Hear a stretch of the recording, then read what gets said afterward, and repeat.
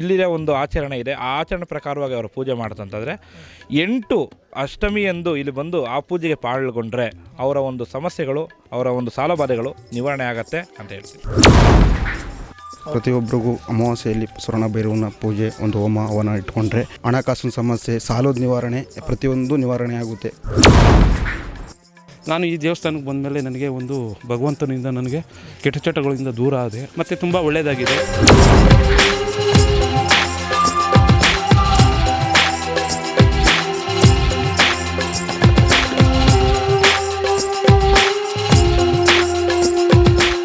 ಬೆಂಗಳೂರು ದಕ್ಷಿಣ ಜಿಲ್ಲೆಯ ಹಾರೋಹಳ್ಳಿ ತಾಲೂಕು ಮರಳವಾಡಿ ಹೋಬಳಿ ದುನ್ನಸಂದ್ರ ಗ್ರಾಮದಲ್ಲಿ ಶ್ರೀ ಅಘೋರ ಭದ್ರಕಾಳಿ ದೇವಿಯ ಮೂರ್ತಿಯನ್ನು ಪ್ರೊಫೆಸರ್ ಚಂದ್ರಶೇಖರ ಗುರೂಜಿ ಜ್ಯೋತಿಷ್ಯ ಶಿರೋಮಣಿ ಇವರ ನೇತೃತ್ವದಲ್ಲಿ ದೇವಿಯ ಮೂರ್ತಿಯನ್ನು ಪ್ರತಿಷ್ಠಾಪನೆ ಮಾಡಲಾಯಿತು. ಈ ಶಕ್ತಿಪೀಠಕ್ಕೆ ಹೋಮ ಯಜ್ಞವನ್ನು ಮಾಡುವುದರ ಮೂಲಕ ಶಕ್ತಿಯನ್ನು ತುಂಬಲಾಯಿತು. ಈ ಸಂದರ್ಭದಲ್ಲಿ ಭಕ್ತಾದಿಗಳೆಲ್ಲರೂ ಪೂಜೆಯಲ್ಲಿ ಭಾಗವಹಿಸಿ ದೇವರ ಕೃಪೆಗೆ ಪಾತ್ರರಾದರು.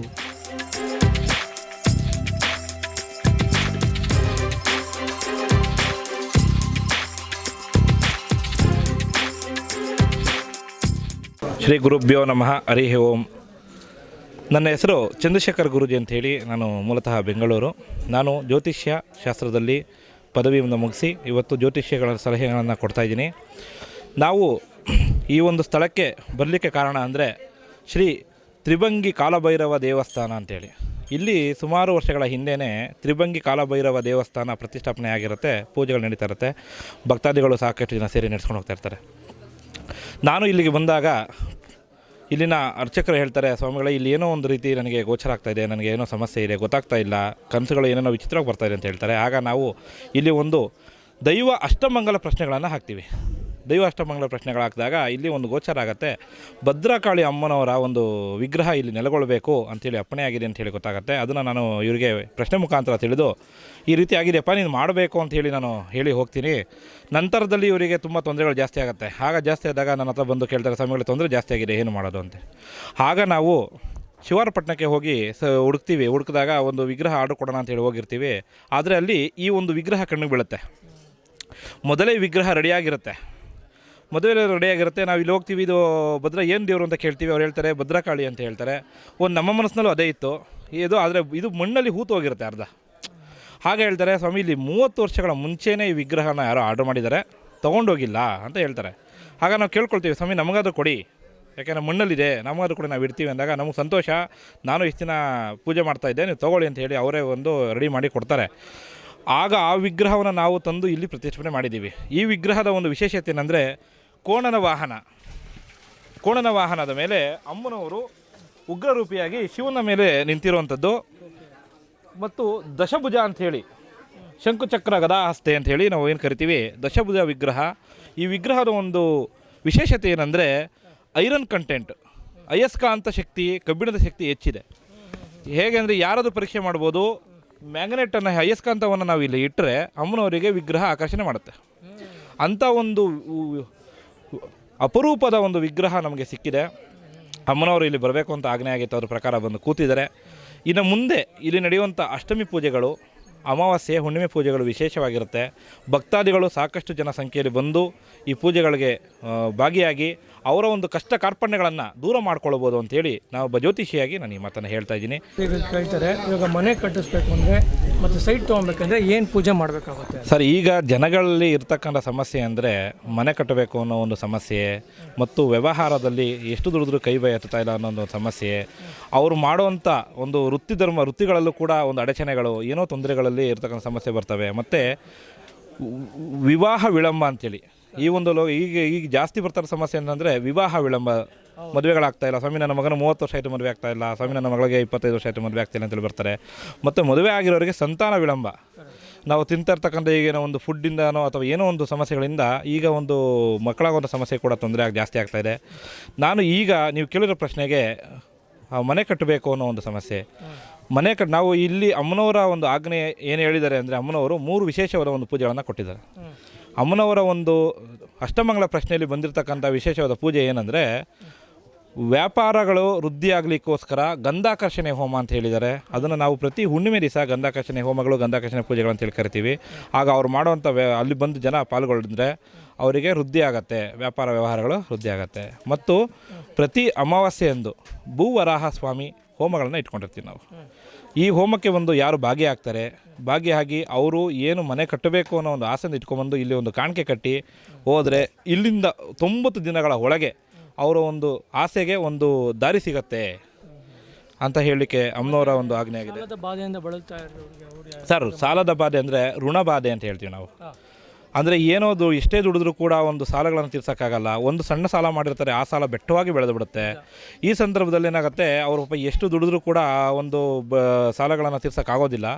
ಇದಕ್ಕೆ ನಾವೇನು ಮಾಡ್ತೀವಿ, ಪ್ರತಿ ಅಷ್ಟಮಿಯಲ್ಲಿ ಸ್ವರ್ಣ ಭೈರವ ಪೂಜೆ ಅಂತ ಹೇಳಿ ಇಟ್ಕೊಂಡಿರ್ತೀವಿ ನಾವು. ಇಲ್ಲಿ ಬಂದು ಕೂಷ್ಮಾಂಡ ಅಂದರೆ ಕುಂಬಳಕಾಯಿಯ ದೀಪಗಳನ್ನು ಹಚ್ಚುವಂಥದ್ದು ಇಲ್ಲಿಯ ಒಂದು ಆಚರಣೆ ಇದೆ. ಆ ಆಚರಣೆ ಪ್ರಕಾರವಾಗಿ ಅವರು ಪೂಜೆ ಮಾಡ್ತಂತಂದರೆ 8 ಅಷ್ಟಮಿಯಂದು ಇಲ್ಲಿ ಬಂದು ಆ ಪೂಜೆಗೆ ಪಾಲ್ಗೊಂಡ್ರೆ ಅವರ ಒಂದು ಸಮಸ್ಯೆಗಳು, ಅವರ ಒಂದು ಸಾಲಬಾಧೆಗಳು ನಿವಾರಣೆ ಆಗತ್ತೆ ಅಂತ ಹೇಳ್ತೀನಿ. ಮತ್ತು ಬಿಸ್ನೆಸ್ಸಲ್ಲಿ ಲಾಸ್ ಆಗಿರ್ತಾರೆ, ಜೊತೆಗೆ ಉದ್ಯೋಗ ಅವಕಾಶ, ಹೊಸಬ್ರಿಗೆ ಉದ್ಯೋಗ ಅವಕಾಶ ಸಿಗಬೇಕಾದ್ರೆ ಏನು ಪೂಜೆ ಮಾಡಿಸಿದ್ರೆ ಅನುಕೂಲ ಆಗುತ್ತೆ ಸರ್? ಉದ್ಯೋಗ ಅಂತ ಬಂದರೆ ನಾವು ಇಲ್ಲಿ ಹೇಳಿದ್ನಲ್ವ, ನಮಗೆ ಆಗಲೇ ನಾವು ಗಂಧಾಕರ್ಷಣೆ ಅಂತೇಳಿ ವ್ಯಾಪಾರ ಉದ್ಯೋಗಕ್ಕೆ ಗಂಧಾಕರ್ಷಣೆ ಹೋಮೆ ಪ್ರತಿ ಹುಣ್ಣಿಮೆ ದಿವಸ ಇರ್ತದೆ. ಅದರಲ್ಲೂ ಭರತ ಹುಣ್ಣಿಮೆಯಲ್ಲಿ ವಿಶೇಷವಾಗಿ ಲೋಕ ಕಲ್ಯಾಣಾರ್ಥವಾಗಿ ನಾವು ಸಹ ಮಾಡ್ತೀವಿ. ಪ್ರತಿ ಭರತ ಹುಣ್ಣಿಮೆಯಲ್ಲಿ ಜನಗಳು ಅವರು ಏನೂ ಶಕ್ತಿ ಏನೂ ಬೇಡ, ಅವರಿಂದ ಏನೂ ಅಪೇಕ್ಷೆ ಇಲ್ಲದೆ ಅವರು ತಾನಾಗೆ ಬಂದು ಇಲ್ಲಿ ಒಂದು ಪ್ರಸಾದ ತೊಗೊಂಡು ಅವರು ಒಂದು ಪೂಜೆ ಪಾಲ್ಗೊಂಡ್ರೆ ಸಾಕು, ಅವರ ಆಸೆ ಈಡೇರ್ತದೆ ಅಂತ ಹೇಳ್ತೀನಿ ನಾನು.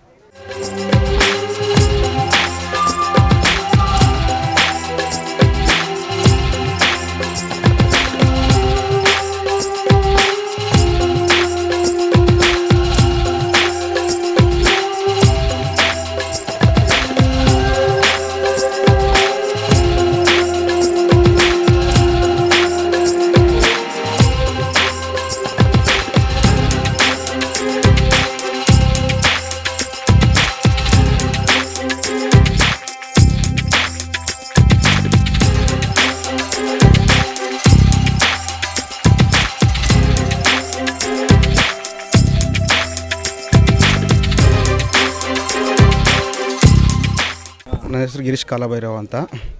ಇಲ್ಲಿ ಸ್ವಾಮಿ ಕನಸಿನಲ್ಲಿ ಬಂದು ಇಲ್ಲಿ ಸರ್ಪ ರೂಪದಲ್ಲಿ, ಆವನ ರೂಪದಲ್ಲಿ ಬಂದು ನಾನು ಎಲ್ಲೋ ಒಂದು ಜಾಗದಲ್ಲಿ ಕೂತಿದ್ದೆ, ಕಾಡಲ್ಲಿ ಕೂತಿದ್ದೆ, ಕಾಡು ಮೇಡ ಅಲಿಸ್ತಾ ಇರಬೇಕಾದಾಗ ಸ್ವಾಮಿ ಇಲ್ಲಿ ಬಂದು ಪೂಜೆ ಮಾಡಬೇಕು, ಸೇವೆ ಮಾಡಬೇಕಂತ ಬಂದು ಒಂದು ನಾಗನ ರೂಪದಲ್ಲಿ ಬಂದು ಇಲ್ಲಿ ಉತ್ತಲ್ಲಿ ಉದ್ಭವವಾಗಿ ಸ್ವಾಮಿ ಉದ್ಭವ ಕಲ್ಲಾಗಿ ನಿಂತ್ಕೊಂಡು ಬರೋ ಜನಗಳಿಗೆ ಅಭಯ ಅಸ್ತ್ರ, ಮಕ್ಕಳಿಲ್ದವ್ರು ಮಕ್ಕಳು ಕೊಟ್ಟು ಮನೆ ಕಟ್ಟಿಸ್ಕೊಟ್ಟು ವಾಮಾಚಾರಗಳು ಜಾಸ್ತಿ ಆಗೈತೆ. ಆಸ್ತಿ ವಿಚಾರದಲ್ಲಿ ತೊಂದರೆ ಆಗೋದು ಪ್ರತಿಯೊಬ್ಬರಿಗೂ ಇಲ್ಲಿ ಒಳ್ಳೆಯದಾಗಿದೆ. ಪ್ರತಿಯೊಬ್ಬರು ಭಕ್ತಾದಿಗಳು ಬಂದು ಈ ಸ್ವಾಮಿ ತಾಯಿ ಕೃಪೆಗೆ ಪಾತ್ರರಾಗಬೇಕು ಪ್ರತಿಯೊಬ್ಬರಿಗೂ. ದುನ್ಸಂದ್ರ ಗ್ರಾಮ, ಗುದ್ಲುಣ್ಸೆ ಪೋಸ್ಟು, ಪಾರೋಳಿ ತಾಲೂಕು, ಬೆಂಗಳೂರು, ಮರಳವಾಡಿ ಹೋಬಳಿ. ಆಮೇಲೆ ವಿಶೇಷವಾಗಿ ಕೆಲವರು ಸಾಲ ತೀರಿಸ್ಬೇಕಾದ್ರೆ ಏನು ಪೂಜೆ ಮಾಡಿಸ್ಬೇಕು ಅಂತ ಕೇಳ್ತಾರೆ. ಇದು ಸ್ವರ್ಣ ಭೈರವನ ಪೂಜೆ ಅಂತ ಇರುತ್ತೆ. ಪ್ರತಿಯೊಬ್ಬರಿಗೂ ಅಮಾವಾಸ್ಯೆಯಲ್ಲಿ ಸ್ವರ್ಣ ಭೈರವನ ಪೂಜೆ, ಒಂದು ಹೋಮ ಹವನ ಇಟ್ಕೊಂಡ್ರೆ ಪ್ರತಿಯೊಬ್ಬರಿಗೂ ಹಣಕಾಸಿನ ಸಮಸ್ಯೆ, ಸಾಲದ ನಿವಾರಣೆ, ಪ್ರತಿಯೊಂದು ನಿವಾರಣೆ ಆಗುತ್ತೆ. ಪ್ರತಿ ಅಮಾವಾಸ್ಯೆಯಲ್ಲಿ ಇಲ್ಲಿ ಕುಷ್ಮಾಂಡ ದೀಪ ಹಚ್ಚೋದಾಗಲಿ, ಒಂದು ಬೆಲ್ಲದ ದೀಪ ಹಚ್ಚೋದಾಗಲಿ, ಒಂದು ತೆಂಗಿನಕಾಯಿ ದೀಪ ಹಚ್ಚೋದಾಗಲಿ 3 ಅಮಾವಾಸ್ಯೆ 3 ವಾರ ಬಂದು ಹಚ್ಚಿದ್ರೆ ಪರಿಪೂರ್ಣವಾಗಿ ಅವರ ಹಣಕಾಸಿನ ವಿಚಾರ ಆಗ್ಬೋದು, ದೇಹದಲ್ಲಿ ಮೈ ಕೈ ನೋವುಗಳು, ತೊಂದರೆಗಳು, ಕಾಲಕ್ಕೆ ಹೊಡೆತ ಬರದೇ ಇರೋದು, ರಾತ್ರಿ ನಿದ್ದೆ ಬರದೇ ಇರೋದು, ಒಂದು ಸ್ವಪ್ನಗಳು ಸರಿ ಇಲ್ಲದೆ ಇರೋದು ಅವೆಲ್ಲ ನಿವಾರಣೆ ಆಗುತ್ತೆ. ನನ್ನ ಹೆಸರು ಗವಿರಾಜು ಅಂದ್ಬಿಟ್ಟು, ಪಕ್ಕದ ಗ್ರಾಮದಲ್ಲಿದ್ದವನು. ನಾನು ಬೆಂಗಳೂರಿನಲ್ಲಿದ್ದೆ. ನಾನು ತುಂಬ ಕುಡಿತಾಯಿದ್ದೆ. ನಾನು ವಿಕೃತವಾಗಿದ್ದೆ. ನನ್ನ ಜೀವನ ಒಂಥರ ಆಗಿತ್ತು.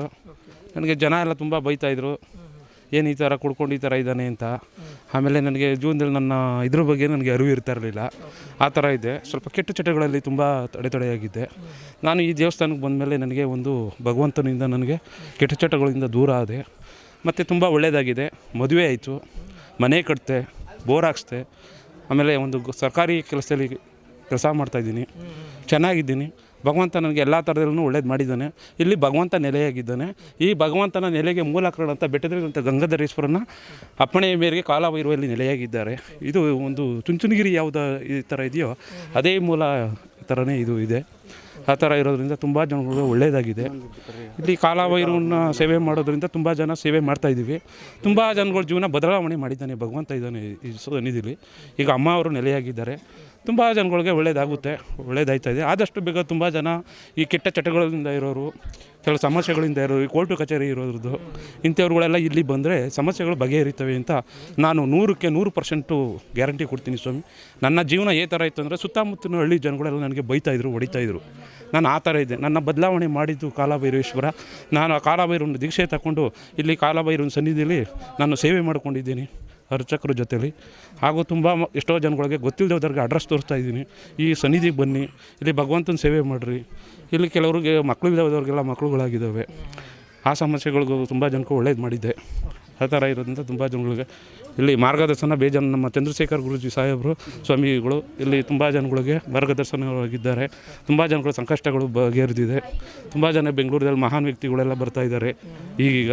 ಅವ್ರ ಕೆಲಸಗಳು ಕಾರ್ಯಗಳೆಲ್ಲ ಒಳ್ಳೆಯದಾಗಿದೆ. ಆ ಥರ ಇರೋದ್ರಿಂದ ನಾನು ಒಬ್ಬ ಭಕ್ತನಾಗಿ ಮಾತಾಡಿದ್ದೀನಿ. ನಮಸ್ತೆ, ನನ್ನ ಹೆಸರು ರೇಖಾ ಅಂತ. ನಮಗೆ ಜೀವನದಲ್ಲಿ ತುಂಬ ಪ್ರಾಬ್ಲಮ್ ಇತ್ತು.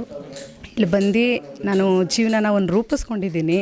ಈ ಭಗವಂತನ ಸ್ಟಾರ್ಟ್ ಆದಾಗಿಂದನೂ ನಾನು ಈ ಭಗವಂತನ ಸನ್ನಿಧಾನಕ್ಕೆ ಬರ್ತಾಯಿದ್ದೀನಿ. ಇಲ್ಲಿಗೆ ಬಂದವ್ರಿಗೆ ಮಾತ್ರ ಕಷ್ಟ ಪರಿಹಾರ ಆಗೇ ಆಗುತ್ತೆ. ಕೆಲಸ ಇರಲಿಲ್ಲ, ಇಷ್ಟೇ ದಿನಕ್ಕೆ ಕೆಲಸ ಆಗುತ್ತೆ ಅಂತ ಭೈರಪ್ಪ ಹೇಳ್ದ. ನನಗೆ ಇವತ್ತು ಕೆಲಸನೂ ಕೊಟ್ಟಿದ್ದಾನೆ, ಜೊತೆಗೆ ನೆಮ್ಮದಿನೂ ಕೊಟ್ಟಿದ್ದಾನೆ. ನಾನು ತುಂಬ ಸಂತೋಷವಾಗಿದ್ದೀನಿ. ಯಾರಾದರೂ ಬರಲಿ, ಕಷ್ಟ ಮಾತ್ರ ಪರಿಹಾರ ಆಗುತ್ತೆ ಅಂತ ಹೇಳೋಕ್ಕೆ ಇಷ್ಟಪಡ್ತೀನಿ. ನಾವು ಕಾಲಭೈರವ ದೇವಸ್ಥಾನಕ್ಕೆ ಅವಾಗಿಂದನೂ ಬರ್ತಾಯಿದ್ದೀವಿ. ತುಂಬ ಒಳ್ಳೆಯದಾಗಿದೆ ನಮಗೆ. ನಮ್ಮ ಕಷ್ಟ ನಾವು ಹೇಳೋದಕ್ಕೆ ಅರ್ಥ ಮಾಡಿಕೊಂಡು ಎಲ್ಲ ದೇವರು ನಮಗೆ ಪರಿಹಾರ ಮಾಡಿದ್ದಾನೆ.